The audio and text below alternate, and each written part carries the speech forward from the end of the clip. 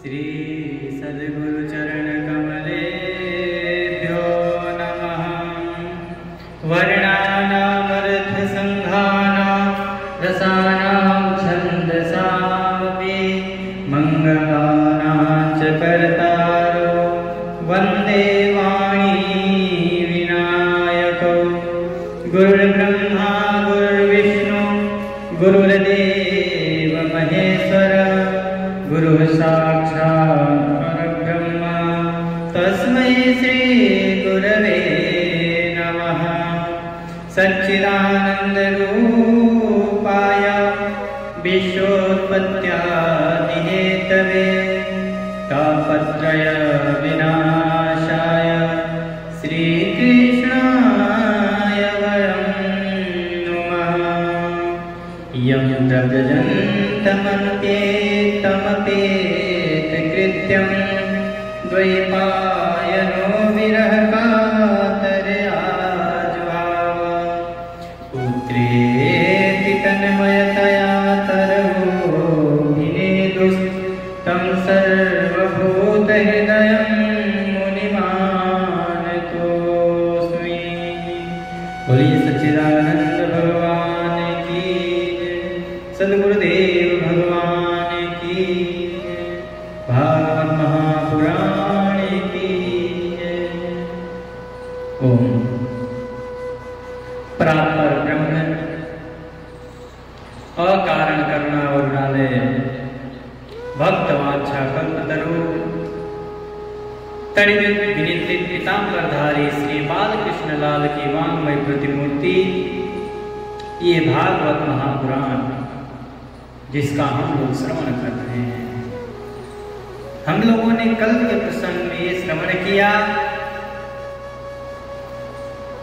कि किस प्रकार से दैत्य और देवता लोग मिलकर के समुद्र मंथन कर रहे हैं, उससे नाना प्रकार के रत्न उत्पन्न हुए हैं। कामधेनु गाय निकली, कल्प वृक्ष निकला, ऐरावत हाथी मिला, इस प्रकार के बहुत सारे रत्न मिले। उसी में वारुणी नाम की मदिरा निकली है, जिसको दैत्यों ने स्वीकार किया है। माता लक्ष्मी निकली, जिसको भगवान नारायण ने अपने वामांग में स्वीकार किया। कौस्तुभमणि निकला, जिसको स्वयं भगवान ने अपने हृदय पर धारण किया। उसके बाद महाराज सभी देवताओं के आग्रह पे, सभी दैत्यों और देवताओं के परिश्रम के फल स्वरूप भगवान स्वयं धन्वंतरी का अवतार लेकर के, हाथ में अमृत कलश लेकर के, जो आयुर्वेद के प्रवर्तक माने जाते हैं, वे धन्वंतरी भगवान अमृत का कलश लेकर के प्रकट हुए। अमृत का कलश लेकर के ज्यों ही प्रकट हुए, दैत्य लोग दौड़ पड़े कि ये अमृत पर हमारा अधिकार है, हम लेंगे। फिर देवता लोग भी दौड़ पड़े। जब छीना झपटी शुरू हुई, उसमें से कुछ बूंद गिरे। जहां जहां वो बूंद टपका है महाराज, वहां वहां कुंभ के मेला लगते हैं। उन दोनों के इस युद्ध को देख करके, लड़ाई को देख करके भगवान ने सोचा कि अब इनके बस की बात नहीं कि अमृत कोई पान कर ले। आपस में लड़ रहे हैं तो कौन पान करेगा। भगवान मोहिनी रूप धारण करके आए हैं और उन देवताओं और उन दैत्यों को समझा रहे हैं कि आपस में लड़ना छोड़ो, जो मिला है उसमें बराबर बराबर बांट लो। सुखदेव जी महाराज कहते हैं कि परीक्षित, असुर आपस के सद्भाव और प्रेम को छोड़ करके एक दूसरे की निंदा कर रहे थे और डाकू की तरह एक दूसरे के हाथ से अमृत का कलश छीन रहे थे।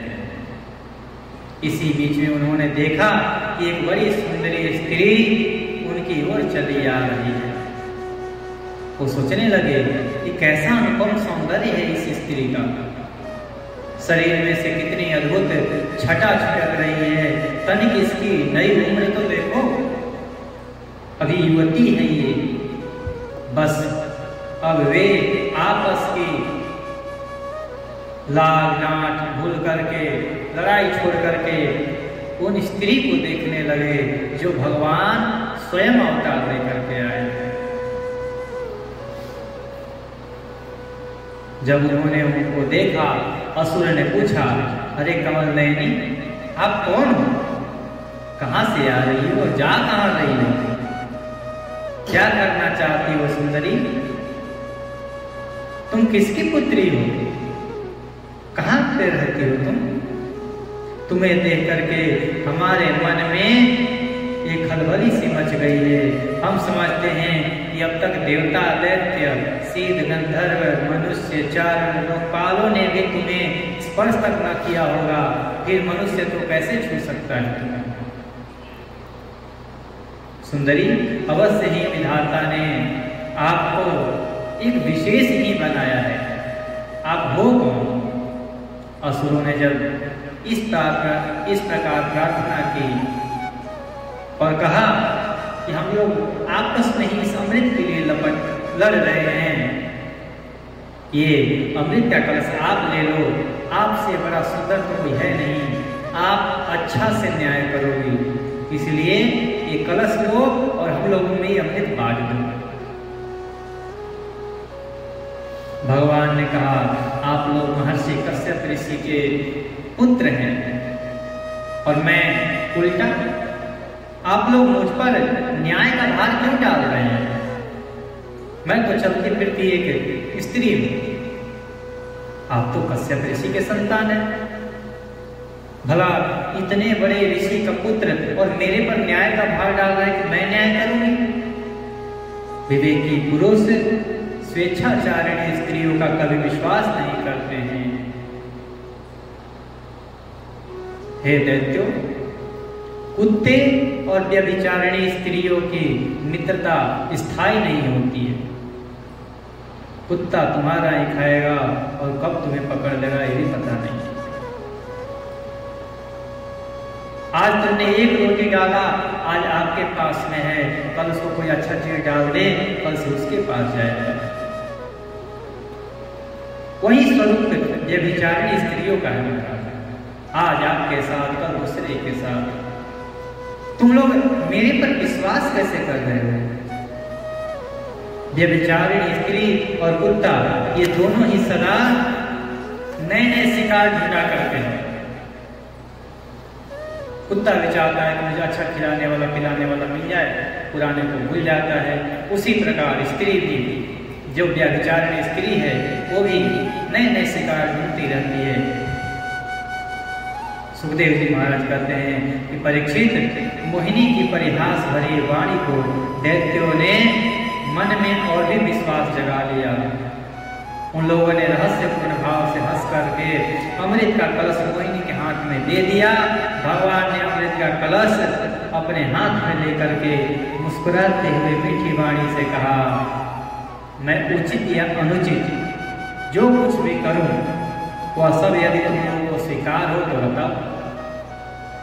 यदि मैं इस अमृत को बांटती हूं, उसमें कुछ अनुचित भी हो जाए तो तुम लोग कुछ मुझे बोलोगे नहीं। ये तुम्हें अगर स्वीकार है कि मैं चाहे गलत करूं चाहे सही करूं, दोनों तुमको स्वीकार करने होंगे, तब मैं जाकर के इस अमृत को बांटूंगी।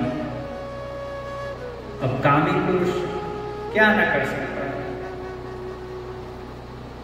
अब सारे असुर काम के वश में थे। वो बोले कि तू ये अमृत के कलश लेकर के चली जा, हमें कोई दिक्कत नहीं है, बस हम आपको देख लिए बस हो गया हमारा काम। इतना मेहनत करके और एक क्षण के उस मोहिनी स्वरूप को देख करके दैत्य लोग उसके सामने पागल हो गए हैं। बोले कि इस स्त्री के सामने ये अमृत क्या है? बोले कि तू बोल रही है कि मैं गलत करूं या सही करूं, तुम लोग कुछ नहीं बोलोगे? हम तो बोल रहे हैं तुम हम अमृत पानी मत कराओ, बस हमारे साथ रहो, हमारे सामने रहो। बड़े बड़े दैत्यों ने मोहिनी की इस मीठी बात को सुन करके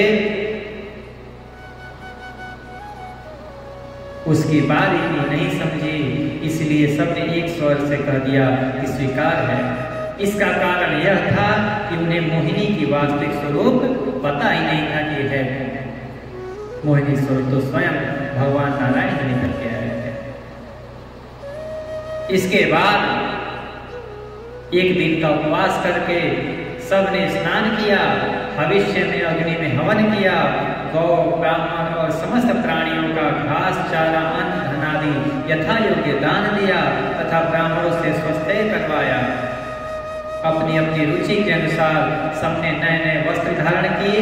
इसके बाद सुंदर सुंदर आभूषण धारण करके सबके सब उषा आसन पर बैठ गए, जिनका अगला हिस्सा पूर्व की ओर। यहाँ पर यह बताया गया है कि कुशा के आसन पर कैसे बैठना चाहिए। कुशा का अग्रभाग पूर्व के भाग में होना चाहिए, पूर्व दिशा की। कुशा के आसन पर वैसे ही बैठना चाहिए। एक गीता जी में श्लोक आता है, शुचौ देशे प्रतिष्ठाप्य स्थिरमासनमात्मनः नात्योचितम नाति नीचम चैलाजीन कुशोत्तरम। ये श्लोक है 6वें अध्याय में। भगवान जब आत्म संयम योग के बारे में बताते हैं, यहाँ दैत्यों ने भी कितना विधि विधान पूर्वक नियम का पालन किया है। एक दिन का उपवास किया। लोग कहते हैं कि दैत्य तो बस दिन भर भक्षण करते हैं। अब आजकल के मनुष्यों से तो अच्छा है नहीं दैत्य, कम से कम एक दिन का तो उपवास किए। आजकल तो लोग उपवास में भी जो जो आ रहा है बस आने दो। उपवास के नाम पर जो नहीं खाना चाहिए वो भी खा ले रहे हैं। उन्होंने एक दिन का उपवास किया है, उसके अगले दिन जिस दिन पारायण करते हैं उस दिन सुंदर पहले स्नान आदि कर करके दिव्य वस्त्राभूषण पहन करके अग्नि में हवन किया है, ब्राह्मणों को भोजन कराया है, पशुओं को चारा दिए हैं। उसके बाद कुशा के आसन पर बैठे हैं, जिसका मुख, जिस कुशा का मुख पूर्व भाग में है, पूर्व दिशा की ओर है। आसन बैठने के लिए भगवान बताते हैं कि आसन पर 3 चीज होना चाहिए, चैल, अजीन और कुशा। कपड़ा, मृग चर्म और कुशा, ये 3 चीज, 3 आसन होते हैं। और नाति उचितम नाति नीचम, ना ज्यादा ऊंचा होना चाहिए ना ज्यादा नीचा होना चाहिए, बराबर जहाँ पर ध्यान लग सके। ये नहीं कि कहीं पहाड़ के टीले पर बैठ गए और ध्यान कर रहे, दिन भर यही डर है कि कोई जाकर धक्का न करके सीधा नीचे चले जाएंगे। जब देवता और दैत्य दोनों ही धूप से सुगंधित माला और दीपकों से सजे सजाए भव्य भवन में पूर्व की ओर मुख करके बैठे गए, तब हाथ में अमृत का कलश लेकर के मोहिनी भगवान उस मंडप में पधारे। वो एक बड़ी सुंदर साड़ी पहने हुए हैं, सुंदर उनका स्वरूप है, सुंदर कानों में सोने का कुंडल विराजमान है, नासिका, कपोल, मुख सब देखने लायक। उनको देखने के बाद लोग अमृत पान करने का जो इच्छा है उसको ही भूल गए हैं कि हमें अमृत पान करना है। बोले इससे बड़ा अमृत क्या होगा, इतनी बड़ी सुंदरता। मैंने कल आप लोगों को बताया कि सबके सब उनको देख करके यही चाहते थे कि ये मेरी पत्नी होती, ये मेरी प्रेमिका होती। परंतु सूर्य भगवान का यह वर्णन आता है कि सूर्य नारायण ने चाहा कि ऐसी सुंदर तो केवल और केवल पुत्री हो सकती है, काश ये मेरी पुत्री। सब उनके ऊपर मोहित हो गए। सुखदेव महाराज कहते हैं, परीक्षित असुर अपनी की हुई प्रतिज्ञा का पालन कर रहे थे, उनका स्नेह भी हो गया था और वे स्त्री से झगड़ने में अपनी लीला भी समझते थे, इसलिए वे चुपचाप बैठे थे। उस समय भगवान मोहिनी ने यह विचार किया कि असुर तो जन्म से ही क्रूर स्वभाव वाले हैं, इनको अमृत पिलाना सर्पों को दूध पिलाने के जैसा है। जितना दूध पिलाओ उतने ही विषैले होते हैं। ये असुर पहले से ही क्रूर हैं, इनको अमृत पिला देने से ही और क्रूर हो जाएंगे। इसलिए उन्होंने असुरों को अमृत में भाग नहीं दिया। बोले कि इनको अमृत नहीं पिलाना चाहिए, ये जब अमृत नहीं पिए तो इतना अत्याचार कर रहे हैं, यदि अमृत पी ले तो। भगवान ने देवताओं और असुरों की अलग अलग पंक्तियां बना दी और फिर दोनों को कतार बांध करके अपने अपने दल में बैठा दिया। देवता एक और दैत्य एक ओर। इसके बाद अमृत का कलश हाथ में ले करके भगवान दैत्यों के पास चले गए। उन्हें हाव भाव और कटाक्ष से मोहित करके दूर बैठे हुए देवताओं के पास आ गए तथा उन्हें अमृत पिलाने लगे, जिसे पी लेने पर बुढ़ापे और मृत्यु का नाश हो जाता है। परीक्षित, जब दैत्यों ने देखा कि ये तो केवल देवताओं को ही पिला रहे हैं, अभी दैत्यों के पास तो पिला ही नहीं रहे हैं, लेकिन क्या करें। मैं आप लोगों से बताया कि कामी पुरुष कुछ नहीं कर सकता है। इनके सामने ही भगवान उस अमृत को देवताओं को पिला रहे हैं, फिर भी ये कुछ नहीं बोल रहे। बोले ये तो सुंदरी है, आएगी तो हमारे पास ही कितना पिला देगी, एक दो घुट पिला के हमारे पास आएगी। इंतजार करते रहे और समझते रहे कि स्त्री से झगड़ने में हमारी निंदा ही होगी, इस स्त्री से क्या लड़ना। इसलिए वो चुपचाप बैठे रहे और मोहिनी से उनका प्रेम भी बढ़ गया था।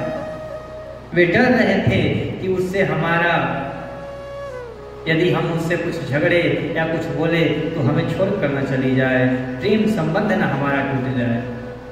मोहिनी ने भी पहले इन लोगों से बड़ा सम्मान किया था, इससे वे और भी बंध गए थे। यही कारण है कि उन्होंने मोहिनी को कोई अप्रिय बात नहीं कही। जिस समय भगवान देवताओं को अमृत पिला रहे थे, उसी समय एक राहु नाम का दैत्य देवताओं का वेश बना करके और सूर्य और चंद्रमा के बीच में बैठ गए। पहले ही शुक्राचार्य उनको समझा के भेजे थे कि जो राहु है ये असुरों का सेनापति था। इसको शुक्राचार्य समझा के भेजे थे कि बेटा जा तो रहे हो, पर वहां पर ये देवता ऐसे तो कुछ देने वाले नहीं हैं, कुछ ना कुछ छल जरूर करेंगे, इसलिए तुम ज्यादा ध्यान देना वहां पे। रही बात महाराज बलि की, तो बलि तो ऐसे भगवान के ही भक्त है, नारायण के भक्त हैं, वो कुछ बोलेंगे नहीं देवताओं को, इसलिए तुम्हें ज्यादा ध्यान देना है।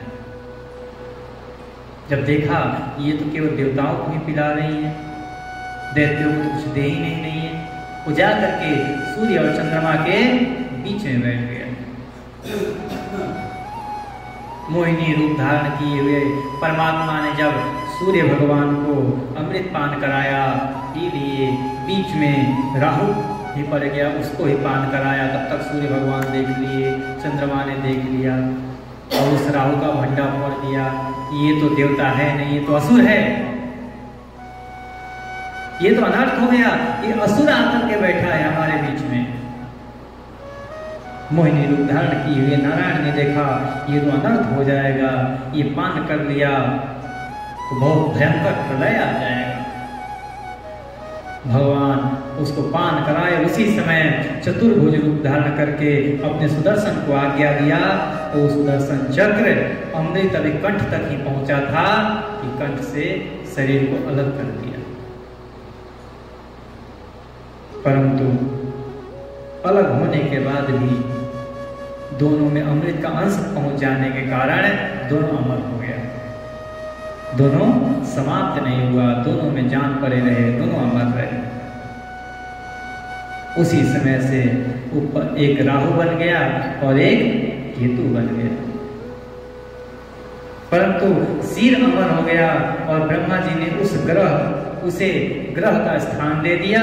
वही राहु पर्व के दिन कुपित होकर के बोला कि सूर्य और चंद्रमा तुम दोनों ने मेरा भंडा फोड़ा है, इसीलिए समय आने पर मैं तुम दोनों को ग्रसूंगा।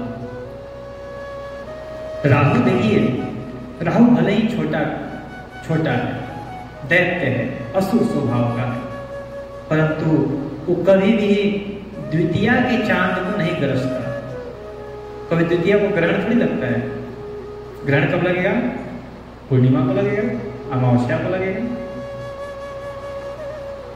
बोलते हैं कि भले ही छोटे लोग हो, लेकिन यदि युद्ध करने जाते हैं, शत्रुता निभाते हैं, तो बड़े लोगों से ही निभाते हैं, छोटों को नहीं वो देखते। द्वितीया का बालक सा चंद्रमा, उससे लड़ने से क्या फायदा? बोलेंगे हमारा नाम तो तब होगा जब चंद्रमा भी अपने पूरे बाहुबल के साथ आए, जब पूर्ण अपने बल के साथ चंद्रमा, पूर्णिमा का एकदम चंद्रमा खिलता रहता है, उस समय जाकर के ग्रस्त देता है। जब सूर्य अपने पूरे बाहुबल के साथ, पूरे प्रकाश के साथ, पूरे तेज के साथ आकाश में विद्यमान रहते हैं, उस समय जाकर के राहु को ग्रस्त है। कहते हैं कि कभी भी अपने शत्रुओं को छोटा नहीं समझना चाहिए। अजहु देत दुख रवि ससि सिर अवशेषित राहु। आज भी चंद्रमा और सूर्य भगवान को केवल सिर मात्र इतना, वो राहु जाकर के सूर्य और चंद्रमा को भी ग्रस्त लेता है, उनको भी जाकर के दुख पहुंचा देता है। कभी भी शत्रु को छोटा नहीं समझना चाहिए। वही राहु ने कहा कि तुम लोग चिंता मत लो, इसका बदला तो मैं हर बार लूंगा तुमसे। और वहीं पूर्णिमा और अमावस्या को वैर भाव से बदला लेने के लिए चंद्रमा और सूर्य पर वह आक्रमण करता रहता है। अब हमारे तो पालनहार है सूर्य भगवान, पालनहार है चंद्रदेव। लोग कहते हैं कि ग्रहण लगता है तो क्यों ना खाना खाएं, क्यों ना कुछ खाएं, क्यों ना पिए। जो हमारा पालनहार है, जो हमारा रक्षा करता है, हमारे लिए सारे पदार्थ देता है, उसके ऊपर इतना भयंकर पीड़ा हो रही है, उसको एक दैत्य मारने के लिए जा रहा है, उसको काटने के लिए जा रहा है, और उस समय हम कुछ खाएं, क्या हमारे मुंह के अंदर जाएगा वो? ये खुद से विचार करने की बात है। राहु ने ऐसा कहा कि मैं तुम्हें अमावस्या और पूर्णिमा का दिन देख लूंगा, आ जाना। जब देवताओं ने अमृत पी लिया, तब समस्त लोगों को जीवन दान करने वाले भगवान बड़े बड़े दैत्यों के सामने ही मोहिनी रूप त्याग करके अपने वास्तविक स्वरूप चतुर्भुज रूप में आ गए।